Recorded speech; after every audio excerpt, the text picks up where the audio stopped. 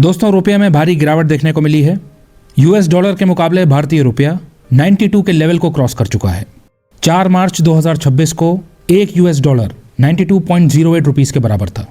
रुपए के कमजोर होने का मतलब होता है भारतीय करेंसी का डिप्रिशिएट होना, उसकी वैल्यू का कम होना।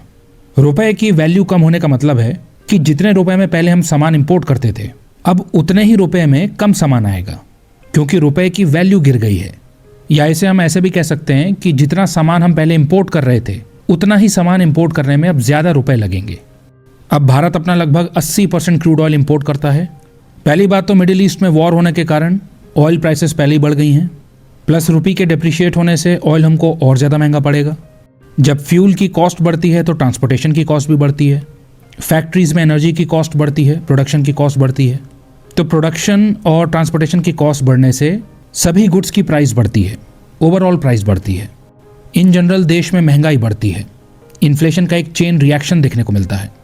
रुपये के डिप्रिसिएशन से भारत का इंपोर्ट बिल बढ़ेगा, करंट अकाउंट डेफिसिट बढ़ेगा, भारत की मॉनेटरी पॉलिसी के ऊपर प्रेशर बढ़ेगा। इन्फ्लेशन को चेक में रखने के लिए आरबीआई को इंटरवीन करना पड़ेगा, इंटरेस्ट रेट्स बढ़ाने पड़ेंगे। जब इंटरेस्ट रेट्स बढ़ते हैं तो देश में बोरोइंग और इन्वेस्टमेंट स्लो डाउन हो जाते हैं। भारत के मार्केट से हमको फॉरेन इन्वेस्टर्स के आउटफ्लोज देखने को मिलेंगे, स्टॉक मार्केट में वॉलेटिलिटी देखने को मिलेगी। वहीं दूसरी तरफ भारतीय एक्सपोर्टर्स को फ़ायदा होगा। जो भारतीय कंपनीज डॉलर्स में अर्न करती हैं उनको फ़ायदा होगा, क्योंकि कमज़ोर रुपए या मजबूत डॉलर का मतलब है उनका रेवेन्यू बढ़ेगा, प्रॉफिट मार्जिन बढ़ेगा, क्योंकि जब वो अपनी डॉलर्स में अर्निंग्स को रुपीज़ में कन्वर्ट करेंगे तो उनको ज़्यादा रुपीज़ मिलेंगे।